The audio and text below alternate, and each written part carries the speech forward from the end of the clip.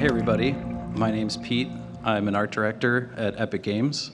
I grew up drawing, got into computer graphics while I was exploring architectural and technical drawing as a high school student. I graduated from Savannah College of Art and Design in 2000. I've been making games since then. And I came to Epic in 2005 because I really wanted to make sci-fi art. I began as a high poly modeler. I was focused on props and environment art. And most of my work was for Unreal Tournament 3 and the Gears of War series. You can see on the screen a bunch of the stuff that I made back in the day. And in 2011, we built a small team to develop Fortnite, and I've been on the team since then. I wanted to ask you guys, who all has played Fortnite? Wow, that's pretty awesome. So over the years, Fortnite has been worked on by a ton of amazing game developers. I wanted to come here today and present a lot of the work that shaped Fortnite into what it is today. And I'm going to start with our gritty, more serious art style that we had way back at the start, and talk about how we hit our initial stylized approach, and then how we iterated and refined our environments and characters through our launch period of Fortnite Save the World last summer. So the original concept of Fortnite, I'm going to read this. It's a survival horror game that mixed third-person action built around social fortifications in a dynamic day-night cycle. Scavenge by day, defend at night. It's Minecraft meets The Walking Dead in an HBO-styled world where loners die quickly and extinction is just a heartbeat away. Social survival, work together or die alone. These are some of the original mood boards and reference that we put together built around that concept. We had the idea that the world was going to be scary and overwhelming, shrouded in mist, and be really claustrophobic and lead to a lot of just really high tension, high intensity gameplay. I'm pretty sure when I was putting this deck together and going through all of our old stuff, this is the very first Fortnite screenshot ever. These are our original white box prototype meshes that were made to prove out the building system and our walls and how these things would fit together on a modular grid so that we could construct the game. We were really excited about getting going and getting straight into development, so we went straight into doing concept art and paint overs. We went with a lot of the typical things you would expect from the initial mood boards of a lot of gray and brown, a lot of really industrial looking things, pretty drab, but also, you know, the intent was there to reinforce the initial mood. We also may have invented the Stranger Things creature up in the sky. Don't tell anyone. One of the things we knew we wanted to do was make really, really awesome creatures. And we started off with this concept of the creatures that come out of the mist and are there to basically eat your soul. So that's what that guy does, is he is the soul taker, and we've got some other cool original concepts of some of the original creature ideas, including the guy who later became the Smasher. You can see him down there with his big tree trunk hammer fist thing. And part of the initial brief of the project too is that we wanted to have a zombie element. We weren't quite sold on that idea because we were like, it's 2011, everybody's making zombie games. Are we really gonna do a zombie game? We gotta make it unique, we gotta make it our own. So we came up with the idea that the zombies would also be a part of this whole mist supernatural element. So the zombies were basically all possessed by the mist, and you can see they're, you know, rotting flesh and mist legs coming out of the front, and the guy's skull has popped out of his mouth, and he's definitely looking pretty freaky. We also started building up our environment art as well to prove out that we could take those initial prototype meshes and make them into usable assets to build a world with. So these are our first environment shots out of Unreal Engine 3. So as we were putting this all together, we got to a point in the development of the game where we knew that we were doing this dynamic day-night cycle We had dynamic building and destruction. And one of the things that I had started looking at trying to figure out was how are we going to make a realistic, immersive version of breaking down walls, the idea of I'm pickaxing into a wall, and it's going to start to erode away the wall right where I'm hitting it, and there's going to be structural beams and wires and insulation and all the crap that's inside a wall. And we're like, how do you do that? I still don't even know how I would do that. So we were thinking about that, and we were also thinking about what we were going to do for the long term of the project. And as much as the initial art approach was really cool and something that we all liked a lot, we were all passionate about it, everybody was excited about it, we knew it wasn't the right choice. We were thinking about long-term games, games as a service, free-to-play games, these types of things that people would engage with for hundreds of hours, if not years of engagement. And what we saw was a lot of those games tended to be brighter or more stylized. And we even had some data from back in the Gears of War days that people would gravitate towards our brighter multiplayer maps as opposed to the ones that were more of a gray-brown, desaturated, bleak type of feel. So we went back to the drawing board on some concept art, and one of our guys came up with this amazing piece of art that the moment I saw this, I was like, hell yeah, we have got to make this. It was such a cool combination of taking some of the core feel of the project and that mix of like apocalyptic stuff and dirty stuff, but also putting this really fun, stylized, sweeping gestural form to the main shape of the building and getting bright sunlight and blue sky and a lot of just really beautiful elements mixed in with how kind of horrifying the core idea was. So we got into more building sketches, and you guys can see, if you've played Battle Royale, that's the first version of Tomato Town right there. He was actually a clown instead of a tomato guy. And we started doing environment props. These started to reflect some of the same shapes that we were seeing in that big, huge, sweeping building form. We have a lot of these props kind of as they're shown here today, but we've pulled back from some of the human bits inside trash cans is not something we're doing anymore.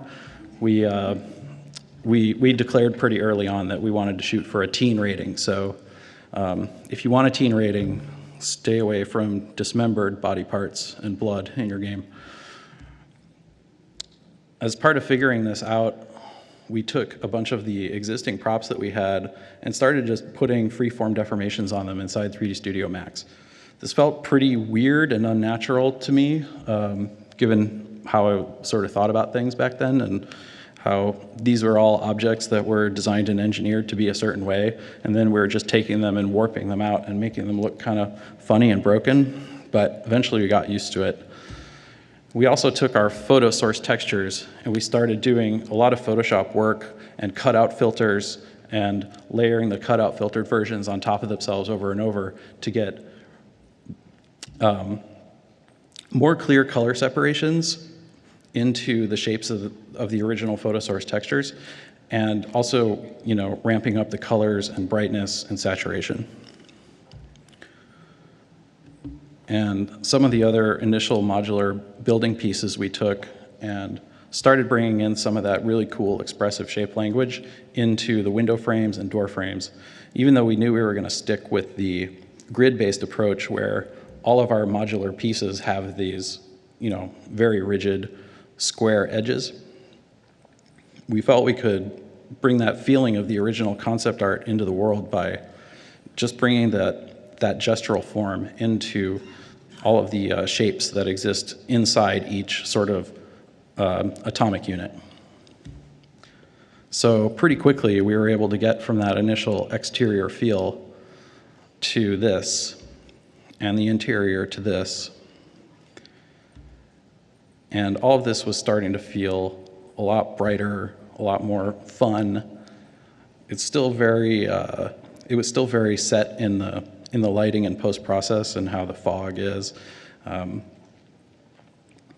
It this hasn't proven out, the full style of where we're at today, but we kept making some content in this style. We got our initial Tomato Town Pizza Clown guy, and we also pretty early on felt the need to prove out the idea of building out tons of props to reinforce like the believability of the space and figure out what are we actually going to fill this world with that players can harvest and gather their resources, and can we actually make this world, as it gets more and more cartoony, still feel believable and natural and something where players have a mapping in their mind of, I understand where I am because these are clearly kitchen props.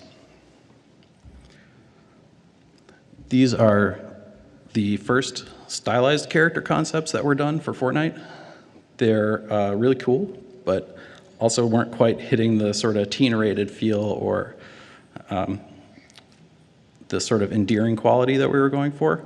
We did like the guy with the skull hoodie, so we took him and refined him a bit, and we got to our initial concept for our first Fortnite guy.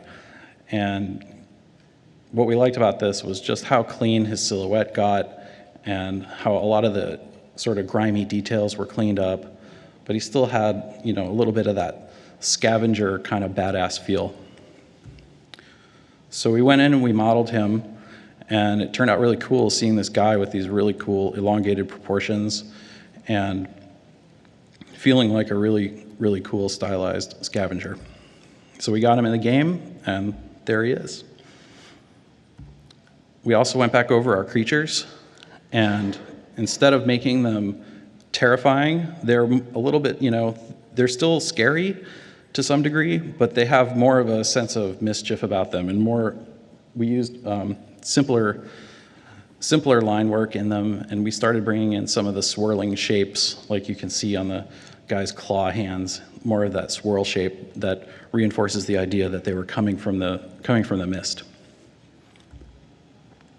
And we also toyed with the idea of doing more of a standard zombie guy in a sort of funky way, but we eventually realized we loved our original Husk design so much that we had to do a stylized pass on him as well.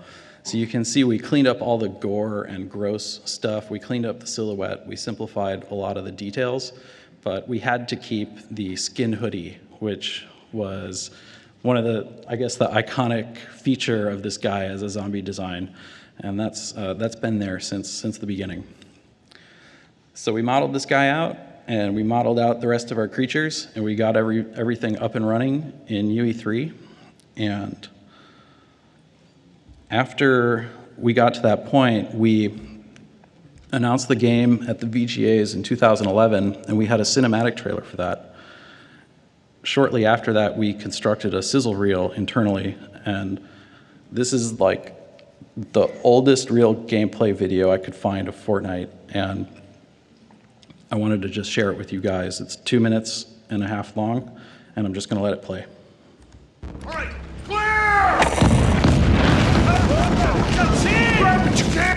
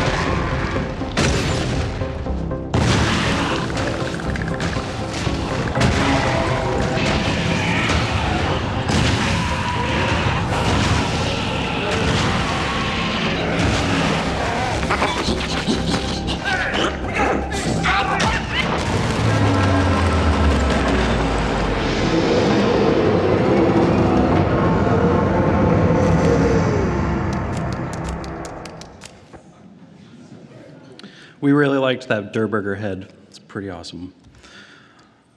So this is a good time to talk about how that was our initial stab at doing Stylized with respect to the original vision of the game.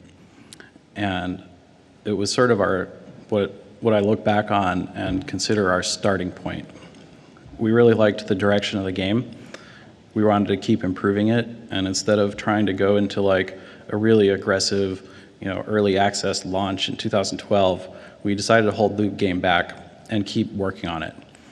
One of the big things we did there was we converted the game and all of its assets from running on Unreal Engine 3 to Unreal Engine 4. So this was sort of a big refactor of all of our art. And from here, I'm going to talk about some of the work we did there on environments and characters. So we kept moving forward with environment concept art and continuing to factor in the cool stylized shape language, but paying a little bit more respect to the fact that our buildings would be on a grid. We also knew, since we were making the world a believable place, we were going to need a ton of assets to fill out the random level generation system. So we took a shotgun approach to doing concept art and started generating just massive amounts of stuff. This is a sheet showing just how many different variants of beds there are in the game. And we made all of these as bespoke props. And we did this concept art also to prove out that shape language would continue to work throughout a lot of different ideas. Oops, sorry. So we kept seeing coming up in the concept art this cool like kinked line work and how the silhouettes were really funky, but some of the things were getting a little bit too funky, so we kind of did a little bit of direction setting and guide work to kind of set things up in a format where people could wrap their head around how to stylize these things better. So the idea was, if you were starting with a box or a rectangle, you could taper it up, you could taper it down, you could bulge it, you could pinch it, and we had a few other examples of sort of squiggly lines that we didn't want to do. And we got into a really easy way for people to look at a real-world object and break it down into its major forms, and then get rid of all of the parallel lines and make the shapes feel like they belong in the world of Fortnite related to some of the concept art we were doing. So this let us use photo reference instead of having to do concept art for every single thing. Here's just a couple examples of some things that are typically extremely mundane props in most game worlds. But when we were working on this, we were really excited about building all of this content, because using that stylized shape language and the bright colors and the textures really made these sort of normal, everyday things feel much more interesting to look at. Our awesome stylized shapes didn't always work. When we eventually got to the point of adding crates to the game, our crates did not stack, which set some of the level designers off a little bit. So we made some alternate versions of our crates that did stack, and we were able to solve that problem that way. And then we had other examples where the shape language was also kind of fighting with gameplay and gameplay design, where we had some weapons and some guns where the style was just getting too exaggerated and too funky, where if you looked at a third-person shooting view of the gameplay of this, you can't really tell what the character is aiming at. Similarly, in our player-built walls, we were able to use our shape language really effectively on some of the broader shapes like our metal panels, but some of the finer shapes like the level 1 wood or the level 1 brick, like the way we were building these assets, we couldn't really keep consistency in the shape language. All the bricks, for example, are all pretty rectilinear, and they don't really exhibit the exact same art style. So this was sort of a consistency bug that kept getting into my brain. We also worked through refactoring all of our textures. All of the cutout style photo source textures went through a new process where we hand painted them. Some of the failings of the cutout filter were that it would sort of just make a noisy mess out of certain things, and we just needed the artist's touch of going through these assets and hand painting them to really make them feel like more intentional and more full of character. the props themselves were also all being hand painted at that point. And one of the elements from the original style and tone of the game was the lived-in world, which I was pretty convinced we had to keep.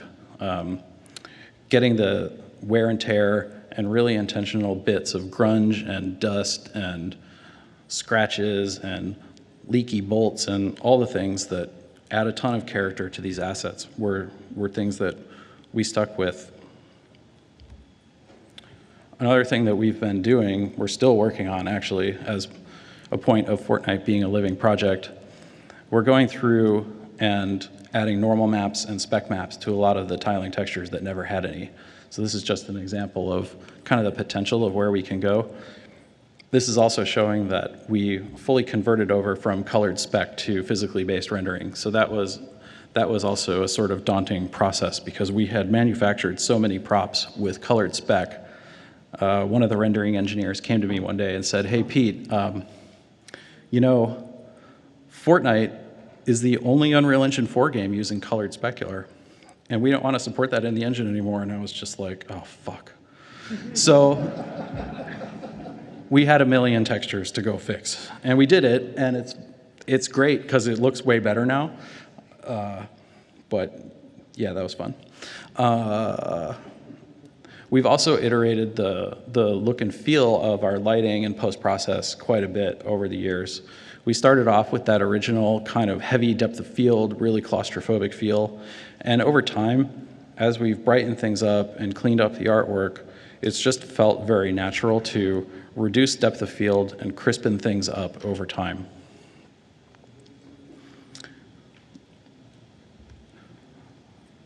One of the problems that took a lot of effort to solve and many years to solve was the overall sort of flat look of the game. This is a recent screenshot, but it's just missing one feature called distance field ambient occlusion. And when you turn that feature on, you get that. So going from that to that was pretty amazing. If you're doing a dynamically lit game in UE4, I would highly recommend using DFAO. It's an amazing feature. Given the whole game was lit with just a skylight and a directional light, that added the extra bit of depth and fake bounce light that the game had been missing for years. So I just wanted to take a second and show off some of the other content that we've made. We have a bunch of different environment themes, and in the Save the World side of Fortnite, we have some pretty cool content that took a lot of gameplay time and a lot of effort to get to, and I feel like a lot of people probably haven't seen it. So we have a desert environment that we worked on, and we're working on more of this content.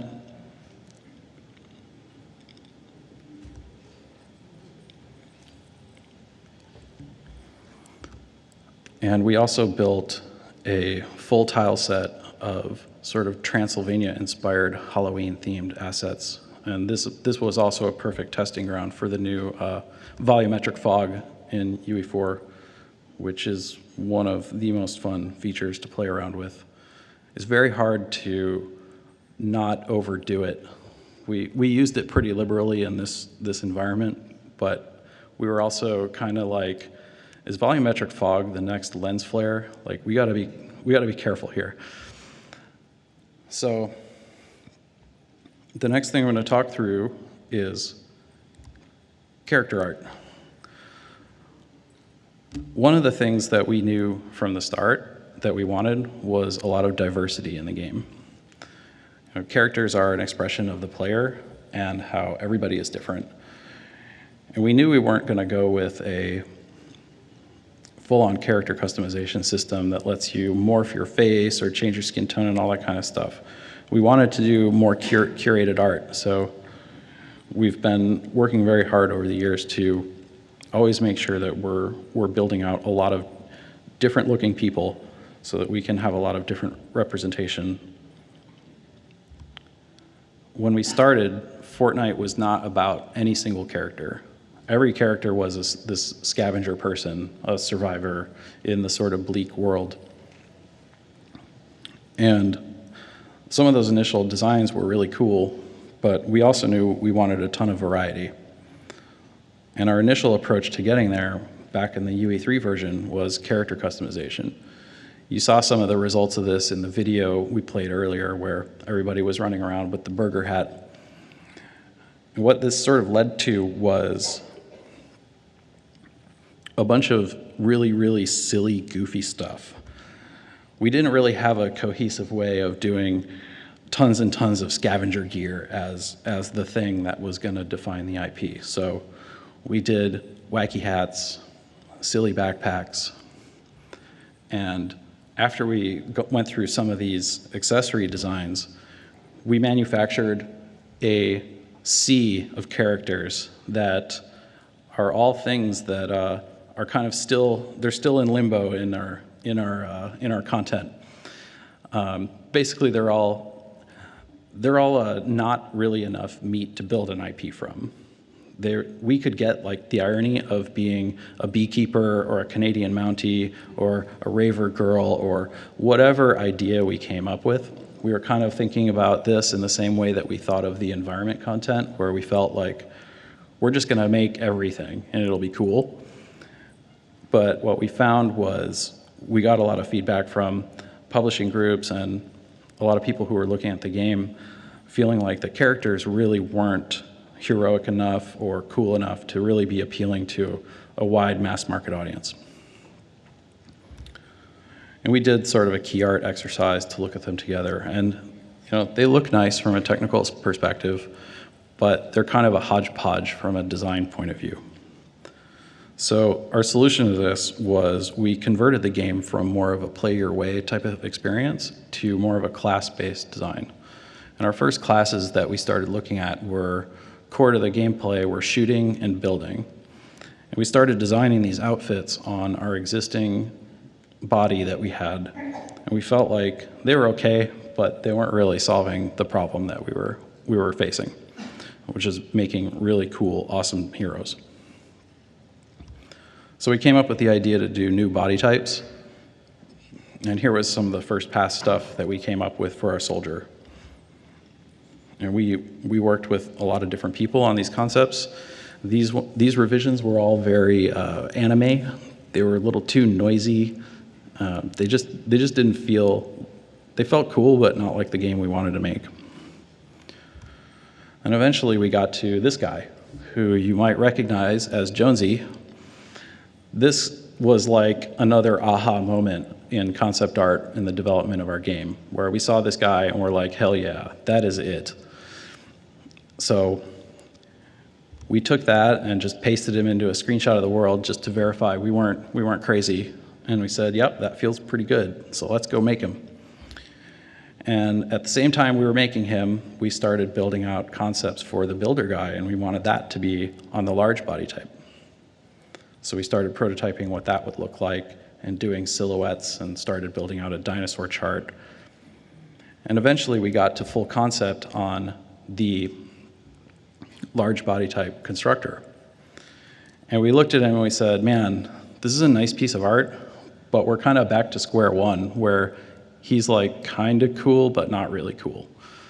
And we weren't quite sold. Like the soldier was kind of automatically cool because he's a soldier. But this guy was like, I don't know.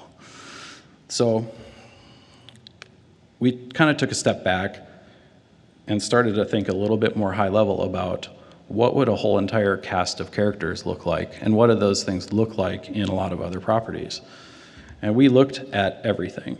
We looked at every reference point you could imagine. We looked at all the movies, we looked at all the games, and the things that kind of stuck with us as we were looking through things were the Ghostbusters property was really cool because, well, we didn't like that they were all the same guy wearing the same outfit. We knew we didn't want to do that, but we really liked the idea that they were fighting magic with technology. And we also looked at the really cool sense of diversity that G.I. Joe has, where you can have a ninja with a soldier with a American Indian, but we felt like this was presented in a cooler way than our old sense of variety was. And then with the Matrix, all of those characters have this amazing sense of style, and they feel really high fashion, and they feel unique from one another, but also cohesive. And for the way that my mind was working around the idea of cohesiveness, just the idea that they all had sunglasses as a thing, just tied it all together. So we came up with this idea that we were going to represent all of our class-based hero abilities with these sci-fi gadgets that would explain away our ability to do magic in the game. We went through a whole entire process of figuring out what these were going to look like. What we landed on was the idea of referencing a lot of the movies that we grew up with. You know, at Epic, a lot of us are 80s kids. So a lot of the cool sci-fi movies from back then were things like RoboCop and Back to the Future and Ghostbusters. And we tied into a lot of those materials and shape designs and really trying to make things feel like they could have been built in Doc Brown's garage, as opposed to coming from, you know, a sci-fi factory or H.R. Giger or Gears stuff, or, you know, doing the sort of typical. We have one of the rules in all of our sci-fi is we don't have any of the tech lines with a 45-degree angle cut and then the line continues. Like, yeah, so we stayed away from what we felt were kind of tropes in sci-fi and tried to do something that felt more like a pop culture reference. And so after going back over the constructor, where we got to was this version, where now he's got gadgets and gear and a bunch of cool stuff on him. And we felt like, yes, this is pretty awesome. And he's even got his cool deployable base power-up device. So we went through all of our existing heroes and we built all the models based off of the concept art that we had and incorporating all their new gadgets. Like our ninja has his jump boots, and our Outlander has the power punch, you know, rocket-powered fist glove thing, and our constructor's got his power pack, and our commando, the commando kind of got the short straw and only got grenades, but we still made them cool sci-fi blue glow techie grenades. What we found was going back and looking at all these heroes and looking at the concept that they came from, we did them all in this style that was from the original Jonesy concept. And this style was sort of an attempt to get to a lot of creases and planarizations in the face. And we went through and we diagrammed how this could work on face anatomy for any person or any hero, sort of starting off as a generic guy. What were the creases and planarizations that you would make? How would you simplify a nose? How would you simplify the lips to really fit into Fortnite style? And so our first version of this came out pretty cool, is how we felt about it. And we stuck with this for quite a while, and we built out a bunch of our heroes in this style. And the more time we spent with them, the more we kind of realized, like, hey, you know, maybe they're not really as good looking as they should be. Like, maybe what we did with the planarization and the cuts in the face, it wasn't really looking attractive or appealing. It was mostly done to try and fit in with a lot of the edgy, angular style that had been done in the rest of the game. So just pulling, like, our constructor head into Photoshop and doing a very quick brush over the cheekbone, I was kind of like, all right, this feels way better. We got to go work through all of these face designs and make everything feel more natural. And we even went over some of our character concepts and reinvented them entirely with more of the eye towards the fashion idea of just making them feel like they had cooler, more relatable clothes and making them a little bit less sort of video gamey. She was a good example of where we reduced the number of planes in the face quite a bit and just had the sense of a crease on the jaw and just a little bit of a crease over the crest of the nose and a little bit of planarization in the hair. And that was enough to make her really feel like she fit with the rest of the game, but also letting her face be beautiful at the same time. And we went and did this over our soldier as well and reworked his body proportions and reworked the face. But we still weren't totally sure if we had nailed it yet. We wanted to do everything we could to be positive that we were on the right track with our style. So we took the newer soldier face and we started doing a bunch of paint overs and a bunch of new style explorations. And we started showing these to more and more people and getting people's feedback and testing them and getting data around what we were doing. I'm sure you guys are disappointed we didn't go with number 4. And it turned out that we landed on something pretty close to the original take on that guy. And we weren't as far off as we thought. All we really needed to do was go through and clean up the excessive edging and excessive planarization and rework the proportions, but sticking to the same initial character designs.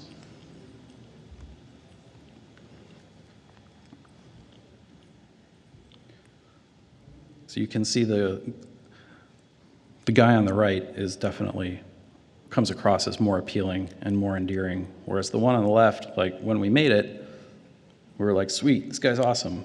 But after taking the time to go over it once more, we were like, oh, we had that artist moment of like, that thing I made that I thought looked awesome, I looked at it a year later and I was like, what the fuck was I thinking? Like, the new thing was so much better. So we also got into expression testing just to verify that this stuff was going to work in the long run. We didn't have a ton of animation work going on at the time, so we had to kind of force this through the pipeline to see how well things would really work. And using that newer shape, newer, smoother anatomy to inform the new bodies helped out a lot as well. We cleaned up a lot of the edgy, angular creases in like the calf muscles and the forearm muscles, and we kept things angular, and we kept our silhouettes really efficient, but also were able to find the appeal that we were missing before.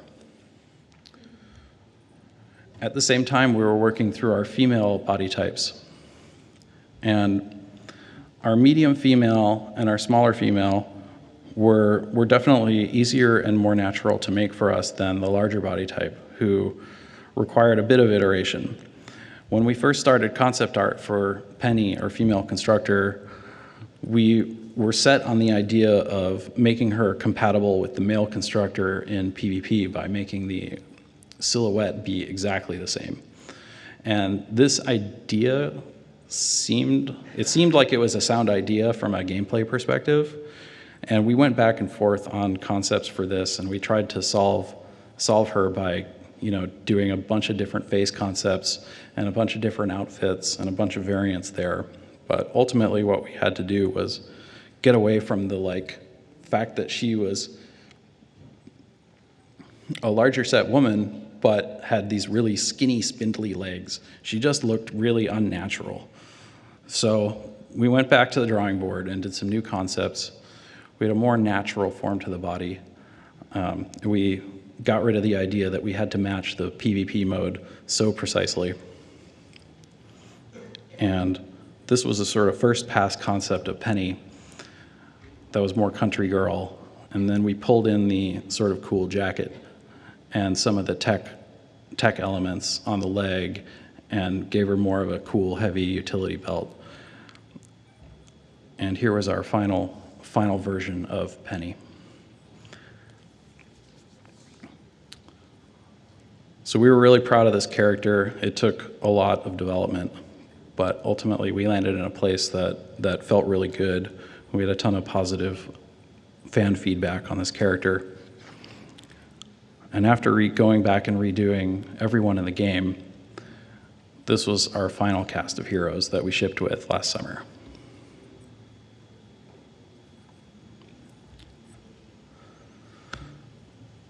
So I'm getting close to the end. I wanted to just talk through a few final thoughts. One of the big things that I sort of learned on Fortnite was we defined a lot of rules, and for me, being a first-time art lead and art director, I didn't really know how to form a rule and then figure out how to break a rule. Things like the shape language became kind of an obsession for me, given my background in modeling. I was very concerned with form, more so than the overall picture, and I struggled to see the forest through the trees when I was judging individual models. So we tried really, really hard to force that edgy style into everything, and ultimately it made it take way longer for us to get to where we needed to be with our characters.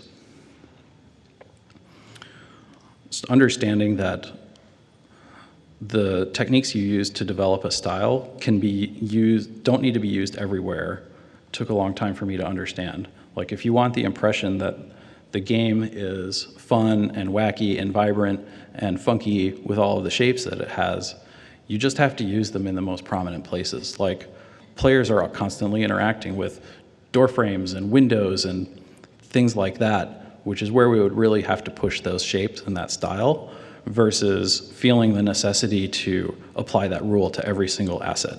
So understanding that the art style is the sum of the parts, not repeating the same idea over and over.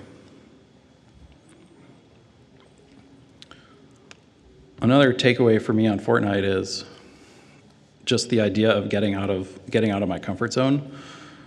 I think, given the types of things that I was used to making before I worked on Fortnite, I never really saw myself getting so into stylized art.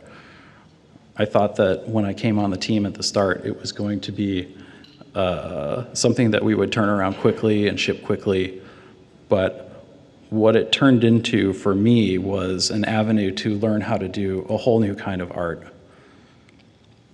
So it's been a real journey exploring the art style, figuring out what works, what doesn't work. And the payoff is now we have an art style that people look at and people consider it unique, and that feels really rewarding to myself and the team.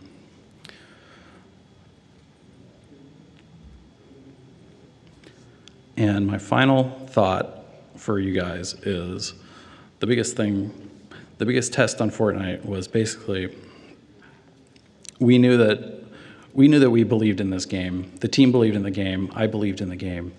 And I believed in the team. And the biggest point there is don't give up. When you're working on something that is taking forever and is a slog of redoing and redoing and redoing, I just wanted to tell you guys that finding a way to persist and finding a way to do what you can to take control of the little things and find a way to make them better for yourself while you're going through the process of having to slow down to speed up and having to redo things and having to get through like big demos or other things that are forcing functions for you to be maybe not necessarily doing the exact thing that you would prioritize. I would just encourage you that if you believe in that project, just stick with it and don't give up. So I want to thank all the people who've worked so hard to make Fortnite happen, and I want to thank you all for coming to see my presentation. Thank you.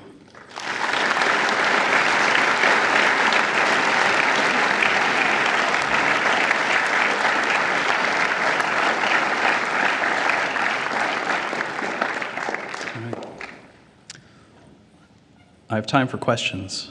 I finished slightly earlier than I thought I would, but anybody have anything? I believe you're meant to go to the microphones, is what I was told. Test 1, 2. Can you hear me? Barely. Speak up a little. Okay. So, there we go. My question is, you shared some great examples of all the iteration you guys did over and over to kind of land on that style.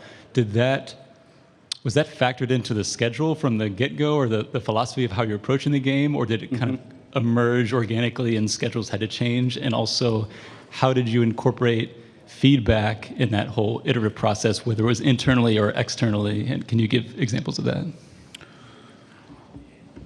That is a very good question. Building Fortnite was a very organic process within Epic.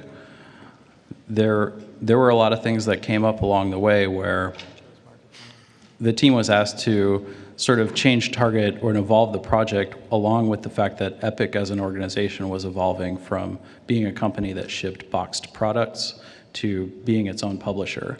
So there were inflection points along the development timeline where it was like, your schedule's basically thrown out because we know we're just doing a whole new thing now. I know that's a little bit vague, but things like, we're gonna do we got an opportunity to do a Game Informer cover in something like 2014. So we automatically added time to our schedule of developing the game to deal with the fact that we were creating demo assets all of a sudden, when otherwise we might not have normally taken the time to do that. Or we did a stage demo at one point with Apple to show off the Metal API, and that was a whole thing of like, all right, so the people who were making the game are making that demo now, so now we kind of need more time to ultimately deliver. And just the way that Epic tends to work is people will be allocated to a project, and then there might be a project that has a great opportunity to do a demo or do something, and those people might shift from this project to that project. So the development timeline of the game was, I'm not quite sure how intentional anybody can really say it is in hindsight. And the feedback process of whether you're doing it internally or bringing in, like how did that factor into your iterative process? Oh, sure. We had a few moments where we, before we were fully sure that we were gonna be our own publisher, we had some publishers come in and look at the game. But at some point, all of the feedback was driven internally. And then we also had probably 2 to 3 years of beta testing and user experience testing in our UX lab inside Epic. So we were getting feedback through both of those mechanisms as well. Some of the character art we put a bunch of images into a survey, and we had people go through and kind of rank, how do you feel about this character? Is it, I hate it? Is it meh? Swipe right. Kind of cool? Is it fucking awesome? So we went through that on a bunch of our character art. And, for a lot of that stuff that was in that middle space, it was kind of 50-50. And we were like, all right, we need to do better than that. All right, thank you. Mm-hmm. Hello. Hi. Over here. So my question is, with such an organic way for you to arrive to the style that you got, and with it being such a long process, how do you ensure that the way that you stylize the environment and the way that you stylize the characters is consistent? And also, do you find any challenges that were perhaps more challenging just based on the fact that you were working in a stylized environment?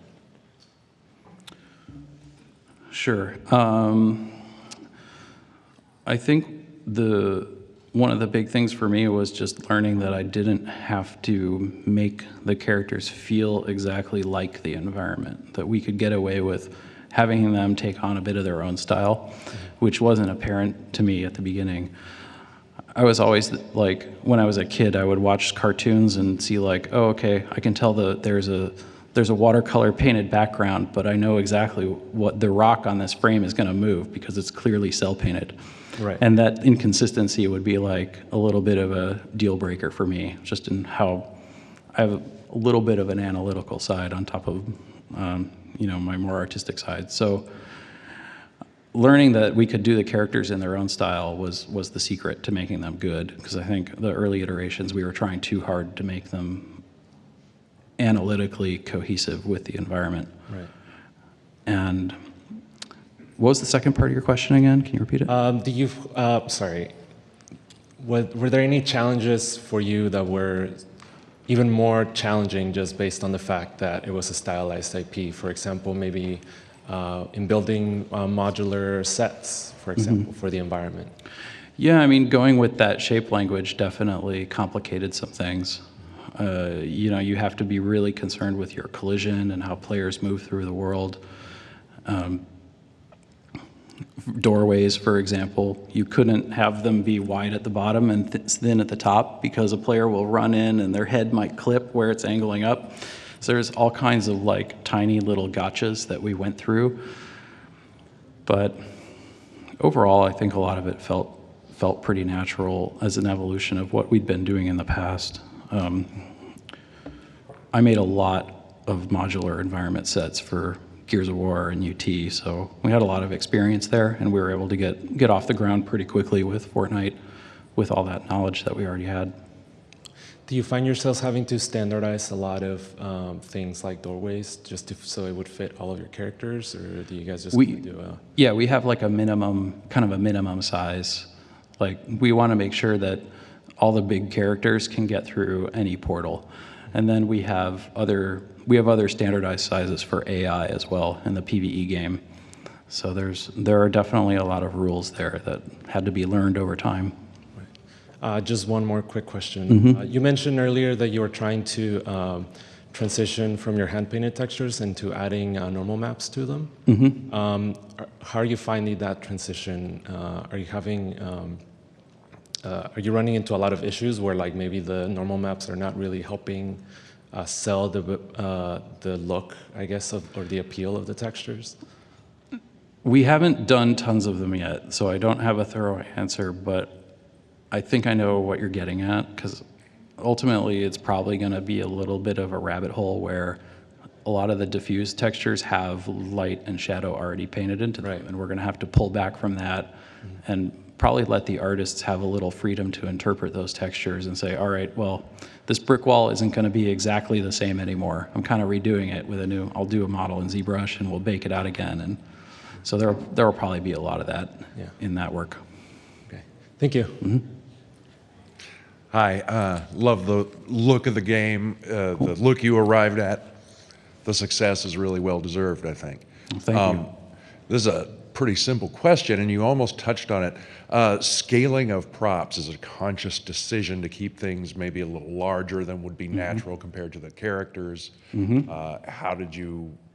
Our props are huge. Yeah. They're enormous. It's actually pretty ridiculous, and a lot of our marketing materials required us to like go be like, all right, let's maybe make this rock or this car a little bit smaller. And the intent there is, you can only run so many actors in a level, and you also have the gameplay consideration of every little thing a player is running to harvest is a new gameplay objective. So we definitely had a point where some of the props that we were doing were too small. And we just worked hand in hand with the level designers to figure out like, okay, there's really nothing smaller than a mailbox in this game because there's no point to it. It's just gonna slow people down or get in the way, which, in some respects, it makes it so you can't as finely detail certain areas as you might want to, but the benefit is that it keeps your levels pretty clean and easy to read, and people can plot their course from point A to point B pretty easily when you have the right scaled props. Great, thank you. Great talk, by the way, and I'm a Thank big you. fan of the game. I've been playing it a lot. Thanks. My question is, as an art director, you said at the very end you were talking about persistence and how finding that persistence to continue to go even through constant iteration and reiteration is very important. So as an art director, were there challenges for getting the team on board for reiteration and constant iteration? Is that like difficult? Yeah, for sure. We just basically had to keep talking to everybody and let them know, hey, this game's gonna come out and it's gonna be awesome. And just get everybody hyped up about the future of the game and how we knew we were building something really unique. Like just the idea of going into a world and smashing a bunch of stuff and getting all the crap and building a cool fort and all of the, metagame systems that we built are fairly compelling once you get into them if you're that type of gamer. So we knew we were onto something, and I think a lot of the team believed in that. Thank you.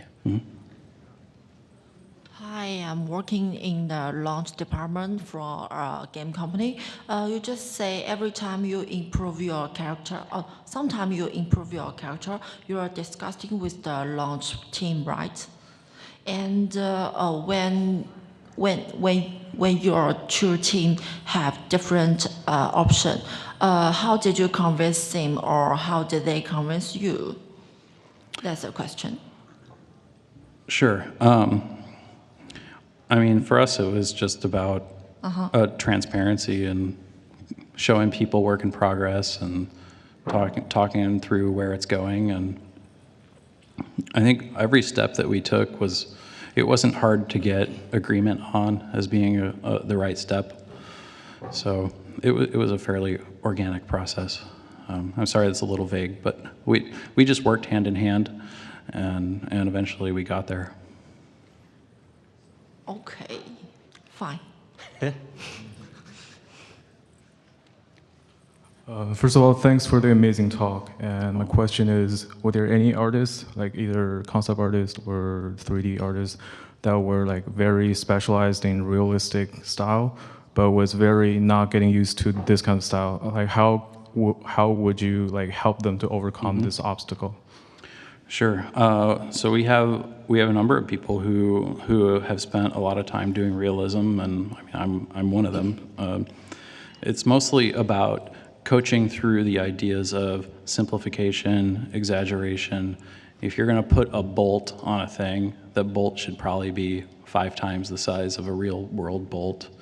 And one of the benefits we had was we built a ton of content early on with a really small team who all kind of got the style. So we had a ton of stuff that we could point people to and say, well, the thing you're building is kind of similar to this, so why don't we look at this example? And we just had tons of visual examples for people to look at and follow and learn from. So most people were pretty able to make the transition. You know, it was definitely, there's a different level of speed certain artists will take to do that, but everyone who's come onto the team has been able to get up to speed and be productive within a couple of weeks. Oh, thank you so much. Just a quick question. Thanks, great talk, and Thank you. Love the art style. It's fascinating to see the progression, especially how you smooth the face, ends up reminding me a lot of stop motion, like Leica and toys. So my fanboy question is, any chance you'll release like an art book or a website showing art progression or toys? Oh man, we'll get there. Yeah, we don't have a ton of people in the department to take on those types of things, but we have a ton of source material, and I'm really excited about the idea of doing that. So I'm right there with you. I hope it happens. Any last questions? Did you make some significant changes in the engine's rendering to deal with stylized visuals? The big feature that we got for Fortnite was the one I talked about a little bit in the lighting, which was the distance field ambient occlusion. I think if it wasn't for Fortnite, we probably would not have come up with that solution. It was definitely custom made for what we were doing on Fortnite. And one of the other features that we really special requested about a year ago or so was the volumetric fog. So that really improved a lot of the depth in the image, and being able to see fog that actually shadows in the world was pretty dramatic. But for most of the course of the development, we were working with all of the engine builds that came from the engine team without a lot of custom features for Stylized. In fact, most of what we incorporated was more of the features that are geared towards filmic and photoreal, and where that sort of is going for us in the game is we're maintaining the style of our content, but I think the rendering style of the game from a technical perspective is actually skewing more realistic and closer to becoming real-time rendered Pixar film style of visual, where we're going to get a little bit more material definition and material separation and all the things that you would associate with more of a high-end rendered thing. Thank you. Hi. Hi. Love the artwork, by the way. It's fantastic looking stuff. When individual artists are working on iterating things, did they keep ownership of the asset they were iterating through, or did you tend to swap over artists? It's a good question. It's a little bit of both. I try my hardest to let an artist keep ownership of a thing. I think it's sort of the management question of how do you coach somebody to get it to the point where it fits into the game and is shippable, and they learn from that asset so that the next one they make, they're doing it at a higher quality level and faster. So I try very hard to make sure people hold on to their work, but there is also sometimes where the schedule just doesn't allow for it, and you're like, all right, we're going to pass this thing off to this person, and this task might go over here. So, over the many years we worked on it, a little bit of both happened, but my personal preference is to make sure we're giving the feedback to the artists so that they know how to do the work correctly. Thank you. Mm-hmm. Anything else? Awesome. Thank you guys so much for coming.